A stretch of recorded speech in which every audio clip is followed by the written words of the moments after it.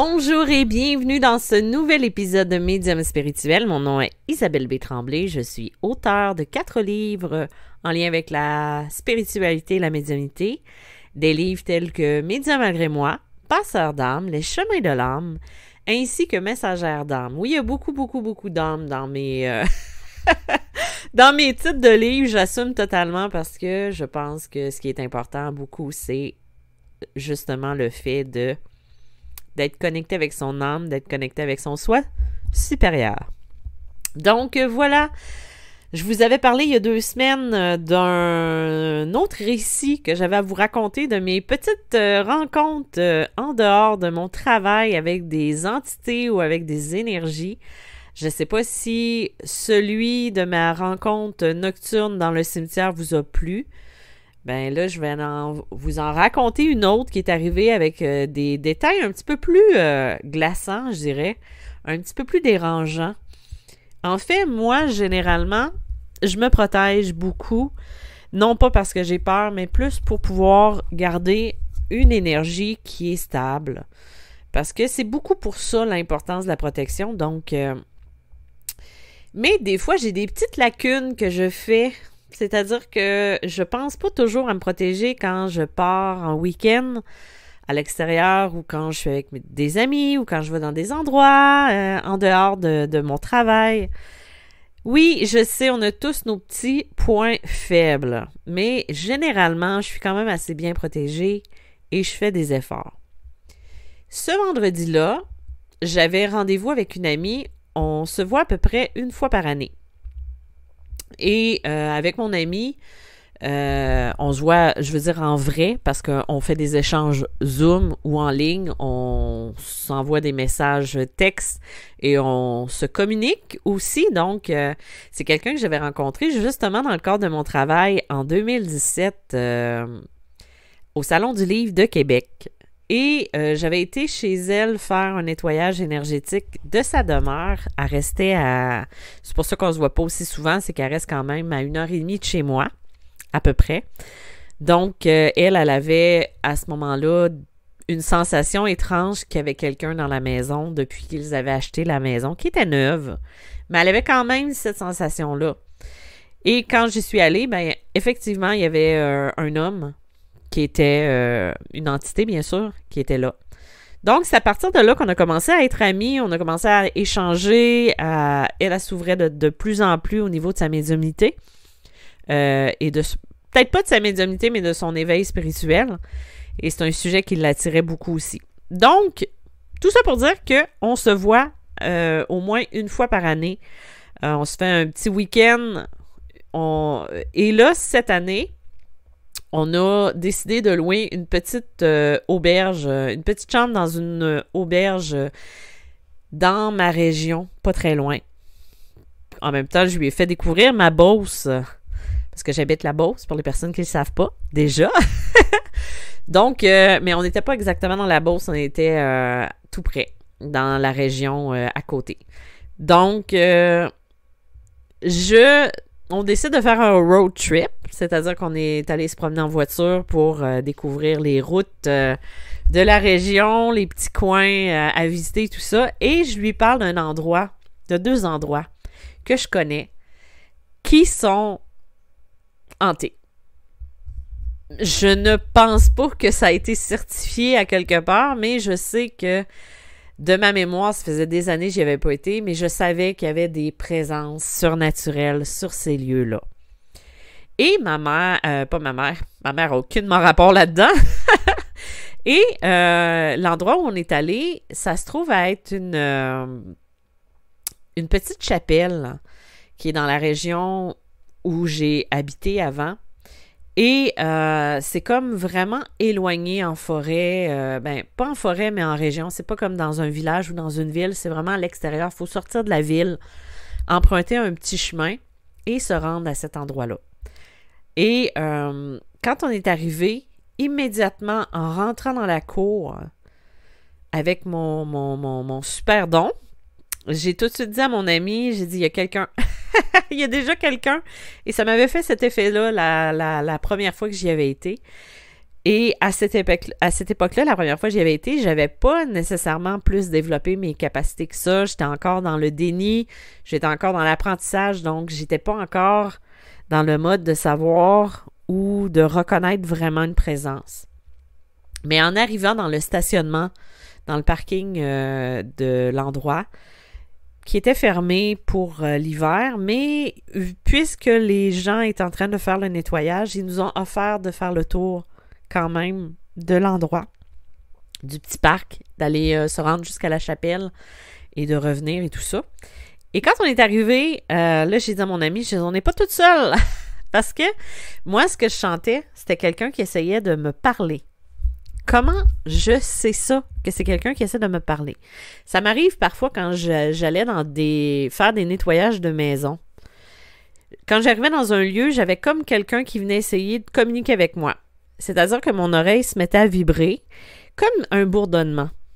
Et là, à ce moment-là, c'est l'effet que j'ai eu en arrivant. Et on s'est mis à marcher, à visiter l'endroit. Et là, il y avait des petits trucs qui nous expliquaient l'histoire du lieu. Et là, je disais toujours à mon ami, j'ai dit, il y a encore quelqu'un, puis il nous suit là, dans notre visite. Là. Mais arrivé, là, j'ai dit, c'est un homme. J'ai dit, c'est un homme ça fait longtemps qu'il est décédé, là. C'était pas quelqu'un qui était décédé l'année passée, là. C'était vraiment, on parle en centaines d'années, là. Quelqu'un qui hante un peu les lieux. Fait que je savais qu'il y avait un homme, mais que c'était pas le seul qui était relié ou associé à cet endroit-là. Donc, on a continué et on avait installé un petit logiciel pour reconnaître les présences ou qui parle quand il y a des présences. Mais quand on est arrivé à la hauteur du cimetière et de la chapelle, il y avait des tombes des pierres tombales qui dataient de l'année 1700, 1600, qui dataient de très, très longtemps. Mais dans le cimetière, il n'y avait aucune présence. L'entité est partie. Je la sentais plus. On était vraiment juste toutes les deux.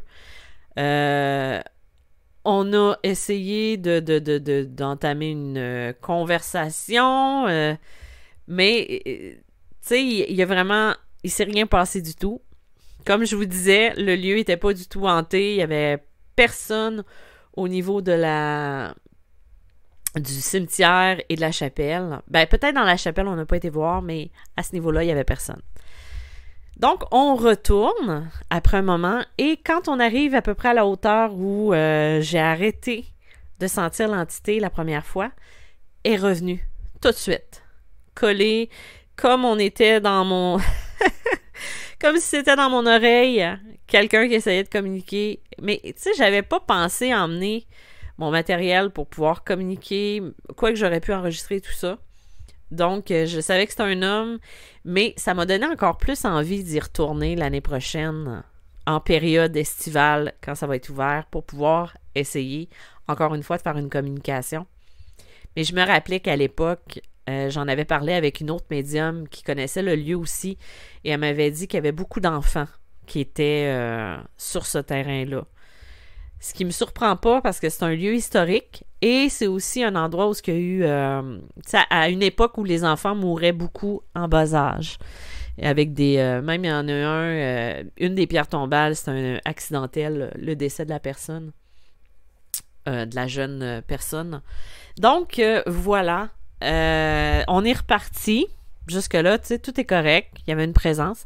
Donc, vous, quand vous avez l'impression que vous n'êtes pas toute seule, essayez de reconnaître les signes que vous allez avoir au niveau de votre corps. Là, cette histoire-là est un petit peu... elle n'est pas du tout épeurante.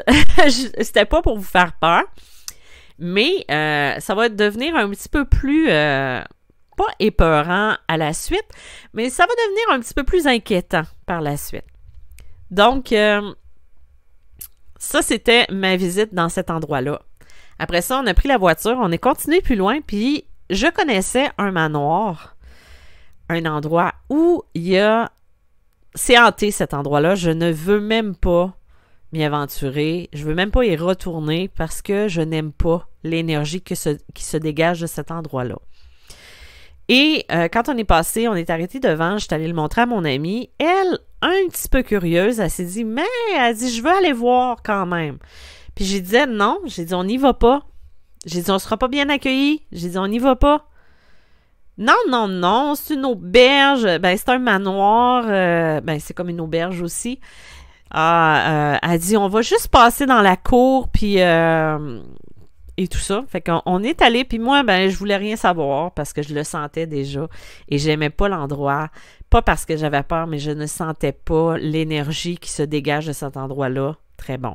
Parce qu'il y a peut-être 10 ans, une dizaine d'années, j'avais été déjeuner à cet endroit-là avec une autre amie médium et quand j'y avais été, je ne me sentais pas bien dans cet endroit. Il y a plein d'antiquités, il y a plein de portraits. C'est une bâtisse qui est très vieille, qui date de l'époque où il y a eu des Anglais qui ont envahi la Beauce ou en tout cas ce coin-là. Et quand on avait visité le lieu, je m'étais sentie étourdie, nauséeuse, je me sentais pas bien. On m'avait dit que c'était parce que j'étais pas bien ancrée, mais c'était vraiment plus que ça. Je n'aimais pas ce lieu-là et je ne voulais pas y retourner. Donc, quand j'y suis retournée avec mon ami, tu sais, j'y disais non, je veux pas. Finalement, mon ami, elle en a fait qu'à sa tête. On est allé et on s'est pas bien fait recevoir par le propriétaire. Ben, en tout cas, c'est plus mon ami qui s'est fait parler.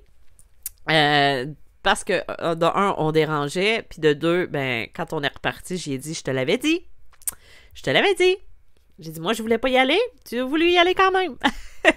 Je suis sûre que si elle m'écoute, elle va partir à rire en m'écoutant. Parce que, ben, c'est ça qui est arrivé. Donc, on est retourné à l'auberge.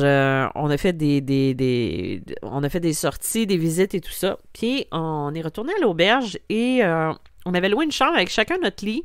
Chacun notre chambre, dans la chambre, un peu, séparés par un mur, mais avec une porte ouverte. Donc, on a passé une agréable soirée.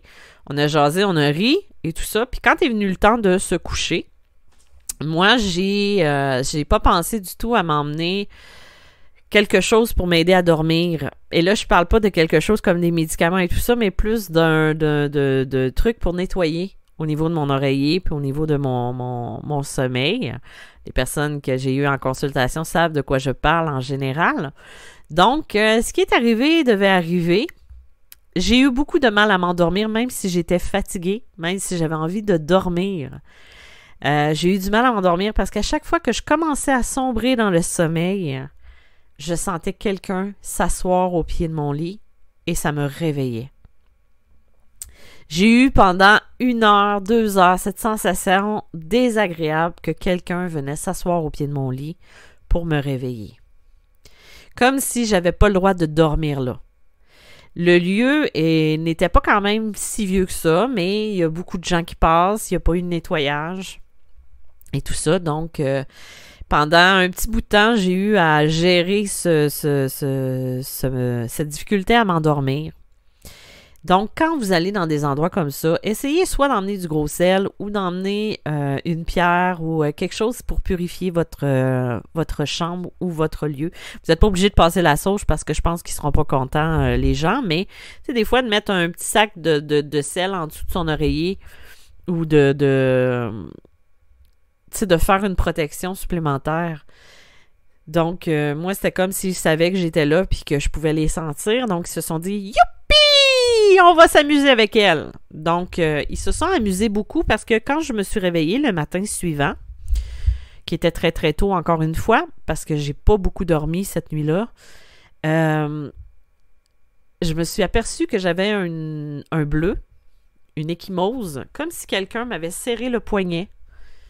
J'avais vraiment comme la sensation et l'image d'un pouce imprégné sur mon poignet bleu. Je l'ai montré à mon ami d'ailleurs parce que je m'étais pas frappée et ça correspondait vraiment comme un pouce qui serre le poignet. J'avais un bleu sur le ventre. Aucune idée comment je me suis fait ça. J'avais pas ça la veille, c'est arrivé pendant la nuit. Et avec toute cette sensation-là de ne pas me sentir bien, j'avais comme vraiment l'impression que je n'étais pas la bienvenue dans cette chambre-là. C'est pas la première fois que ça m'arrive. Je me rappelle, il y a quelques années, j'avais été dans un salon du livre à Chicoutimi. J'avais quelqu'un qui m'avait accueilli chez elle, puis elle m'avait dit que il y avait une femme qui était chez elle depuis des années, qu'elle n'arrivait pas à faire partir, puis qu'il faisait peur maintenant à son fils. Parce qu'avant, c'était elle, puis tout ça. Et j'ai pas beaucoup dormi non plus cette nuit-là parce que je savais que cette femme-là, cette personne-là, quand je l'ai décrit physiquement à la personne qui m'accueillait chez elle, elle m'a dit que c'était vraiment elle, qu'elle voyait aussi. C'était une femme qui était comme une garde-malade des années 50, 40, 50. Avec un regard sévère, puis qui m'empêchait de dormir parce que j'osais même pas ouvrir les yeux, parce que je savais qu'elle était debout au pied de mon lit, puis qu'elle me regardait et me jaugeait. Me jaugeait. On le prend comme vous voulez, là. Tant que vous pouvez rire de mon français un peu approximatif ce matin. Donc, ça a été des manifestations que j'ai connues beaucoup, qui m'ont un peu... pas perturbée, mais ça m'a impressionnée parce que c'est juste des sensations, c'est des marques physiques, c'est des sensations physiques qui ne sont pas des hasards. Tu sais, c'est pas comme quelque chose qui arrive tout le temps. C'est des choses qui arrivent dans des moments précis. Fait que ça peut être quelque chose qui peut vous rendre un peu dans la remise en question, puis des fois, on va se sentir mal, on se posera pas nécessairement la question de peut-être que c'est une énergie. Puis tu sais, c'est bon aussi de se remettre en question, puis de se dire que c'est peut-être pas ça non plus. Donc, ça, c'était ma petite histoire de fantôme encore. Tu sais, on est au mois de novembre, c'est le mois des morts, selon ce qu'on dit. Et j'avais envie de vous raconter un petit peu des expériences personnelles qui m'arrivent encore aujourd'hui, même si je travaille là-dedans très longtemps, que j'ai quand même bloqué 95-97% de tout ce qui venait me déranger, toutes les choses que j'ai vécues avant aussi. Mais ça, je trouvais ça intéressant d'en parler de ces expériences-là. Donc, j'espère que ça vous a plu. Je vous remercie d'avoir été à l'écoute. Si vous avez des témoignages, vous pouvez me les envoyer sans problème. Moi, je vais les partager. Vous pouvez me les envoyer à info@commercialisabelletremblay.net. Je vous dis merci d'avoir été présent et je vous dis à bientôt. Bye bye!